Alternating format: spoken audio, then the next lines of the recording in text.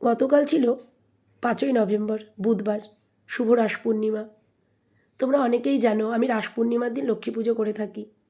সেই দিন আমার অনেক অসুবিধা থাকা সত্ত্বেও মায়ের আশীর্বাদে আর কিছু ভালো মানুষের সাহায্যে আমার পুজোটা ভালোভাবেই সম্পন্ন হয়ে গেল। তার মধ্যে এসেছে এই দুষ্টুর রানী। ও আসলে আমি কোনো কাজ ঠিকমতো করতে পারি না। তো দেখো, পরের দিন আমি কিছু মিষ্টির শিরা গ্যাসে বসিয়ে স্নান করতে চলে যাই। স্নান করে এসে নানান রকম কাজকর্ম করি, বুনুকে নিয়ে খেলি। তখনও আমার মনে নেই যে আমি গ্যাসে মিষ্টির শিরা বসিয়েছি। এর মধ্যে আমার এক পার্সেল আসে, আমি পার্সেলটা নিতে বাইরে যাই। এক প্রতিবেশিনী ফোন করে আমাকে জানায়, তোমাদের বাড়ির ছাদ থেকে প্রচুর ধোঁয়া বেরোচ্ছে। তখন আমার হঠাৎ মনে পড়ে যায় আমি গ্যাস জ্বালিয়ে এসেছি আর গ্যাসে আমি শিরা বসিয়ে এসেছি। সঙ্গে সঙ্গে বুনুকে নিয়ে আমি দৌড়াতে দৌড়াতে ঘরে ঢুকি। ঢুকে দেখছি চারিদিক ধোঁয়ায় ধোঁয়া। তখন আমি ভীষণ ভয় পেয়ে যাই আর তাড়াতাড়ি করে আমি গ্যাসের নব বন্ধ করে দিই।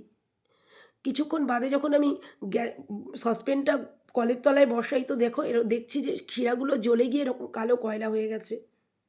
তারপরে দেখো, এটাকে আস্তে আস্তে ছাড়ানোর চেষ্টা করছিলাম আর খুব কাঁদছিলাম যে এটা কি হতে চলেছিল আমার সাথে। অনেক বড় একটা দুর্ঘটনা ঘটতে পারত।